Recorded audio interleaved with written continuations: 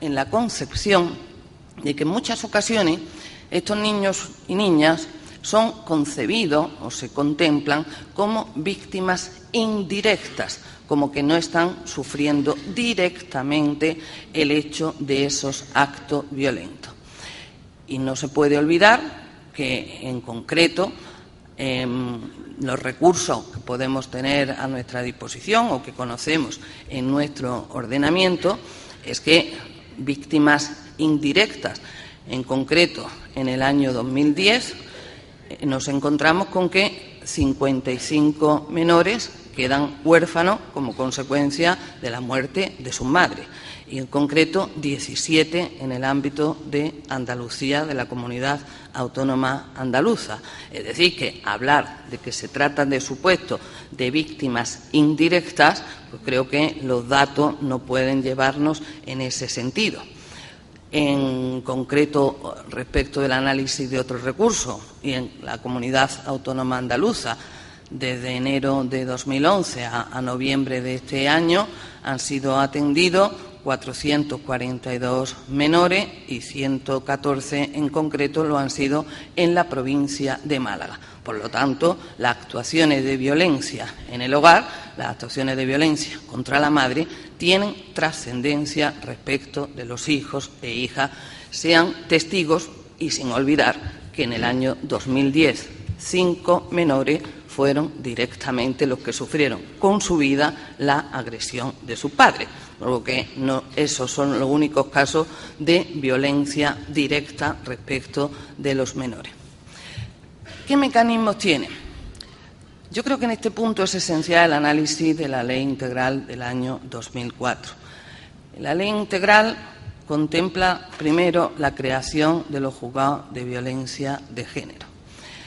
A la juzgado de violencia de género le atribuye competencia en el ámbito civil. Crea la Fiscalía con el gran poder que a la Fiscalía, poder me refiero, de protección de ese interés superior del menor. Y permite que en los juzgados de violencia de género se adopten medidas relativas a la suspensión de la patria potestad, a la suspensión del régimen de visita, a la suspensión de la guarda y custodia en esos casos concretos. Por lo tanto, desde la ley se contempla, como decía, añadiendo la existencia de la Convención de los Derechos del Niño y el Interés Superior del Menor, que está ahí como principio informador de todas estas medidas, podemos encontrar respuesta en el sentido de atender a estas situaciones que están afectando directamente a los niños y a las niñas.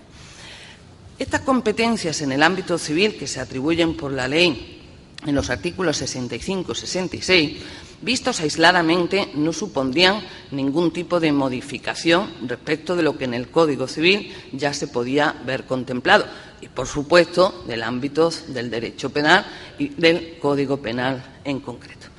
Sin embargo, la preocupación, y con ello por eso quiero hacer referencia a algunas tablas publicadas a través de las memorias realizadas por el Consejo General del Poder Judicial y del Observatorio, qué está ocurriendo en la aplicación práctica relativa a estas medidas de contenido de naturaleza civil en el ámbito de los juzgados de violencia de género. Que eso sí que a mí me resulta llamativo o preocupante respecto de la realidad. Y vuelvo a insistir en que creo que ese amparo normativo, desde la perspectiva de violencia de género como desde la perspectiva de los derechos de la infancia, podrían permitir dar una respuesta distinta de la que la realidad práctica se está planteando.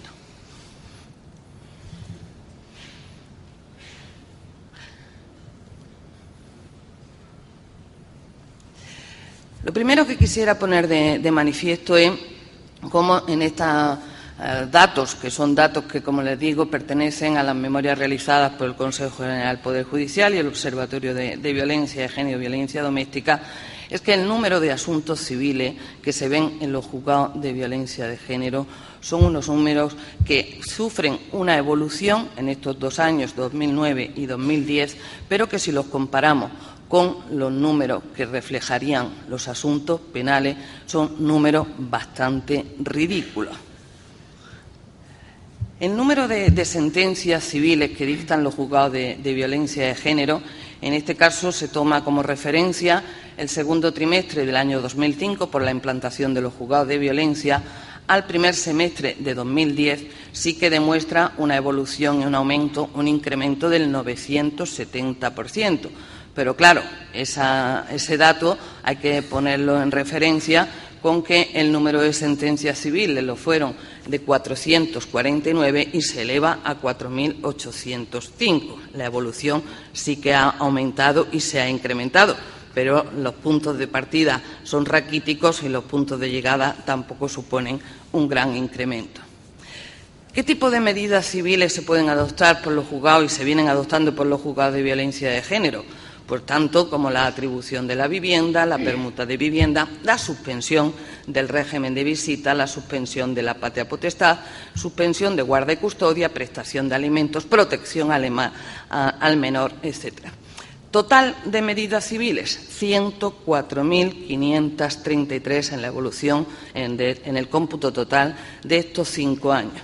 Pero de esas medidas podemos ver que la mayoría responden a lo que es la atribución de la vivienda y a lo que es la prestación de alimentos. Por tanto, las dos medidas tradicionalmente concebidas desde el ámbito del derecho privado, desde el ámbito del Código Civil. Sin embargo, el régimen de suspensión de visitas, 5.346.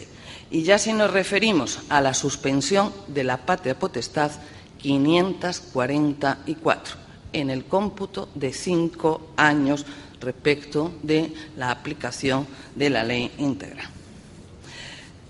En esta tabla se ve la proporción de los tipos de medidas civiles y, como vemos, el número mayor corresponde a la prestación de alimentos. Sin embargo, lo que afecta a la suspensión del régimen de visitas o guarda o custodia pone de manifiesto la poca trascendencia en el mismo. Aquí vuelve a repetirse cómo la comparación entre la naturaleza de las medidas civiles y penales se pone de manifiesto necesariamente en favor de las medidas de naturaleza penal. Primer trimestre de 2010, 35 supuestos en los que se adopta la suspensión de la patria potestad. Suspensión del régimen de visita, 395 casos en el primer semestre de 2010. Suspensión de la patria potestad, 35 supuestos en el primer semestre de 2010. Estos datos realmente se han venido a mantener en los informes realizados con posterioridad, en los datos y en los últimos que existen, que se han publicado del segundo trimestre de este año 2011, responden a la misma evolución. Por lo tanto, se mantiene la escasa trascendencia de los asuntos civiles relacionados con los asuntos penales y la escasa trascendencia en las medidas que afectan respecto de los niños y niñas testigos o directamente víctimas de violencia de género. ¿Qué conclusiones podría yo presentar, o más que conclusiones, reflexiones, después de este panorama de los aspectos que en el ámbito civil se ven o se pueden analizar respecto de los menores? Yo creo que personalmente parecen, o a mí por lo menos me parecen, que son muy pocas las exigencias respecto de la fijación de medidas relativas a los hijos e hijas menores, por cuanto que se están minimizando las conductas violentas del padre agresor. Creo que se trata y se sigue tratando a los menores, a los niños y a las niñas, como víctimas indirectas de la situación de violencia de género. Creo que con ello se está afirmando que se ignoran la afectación directa y que, por ello, en contados casos, se suspenden las visitas con el maltratador, a pesar de ser medida que está exactamente prevista en toda la legislación relativa a género y es un mecanismo que puede garantizar un tratamiento adecuado, así como eficaz respecto de la situación familiar y social de las víctimas de violencia de género. Por tanto, se debería incidir en la consideración no solo del interés superior del menor, sino en la configuración de que se está atentando contra un derecho humano, contra un derecho fundamental, y que el desarrollo integral de ese menor no se podrá realizar dentro de ese ámbito de violencia.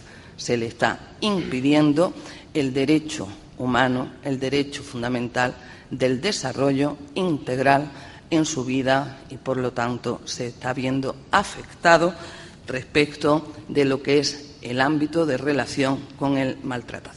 De víctimas indirectas, pues creo que los datos no pueden llevarnos en ese sentido.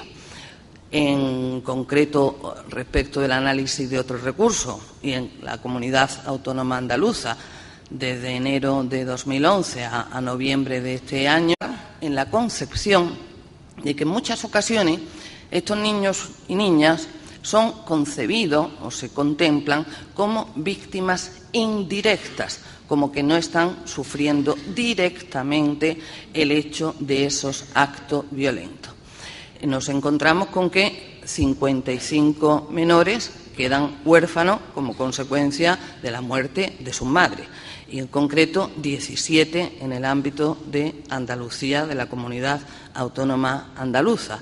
Es decir, que hablar de que se trata de supuestos, han sido atendidos 442 menores y 114 en concreto lo han sido en la provincia de Málaga. Por lo tanto, las actuaciones de violencia en el hogar, las actuaciones de violencia contra la madre, tienen trascendencia respecto. Y no se puede olvidar que, en concreto, los recursos que podemos tener a nuestra disposición o que conocemos en nuestro ordenamiento es que víctimas indirectas, en concreto en el año 2010,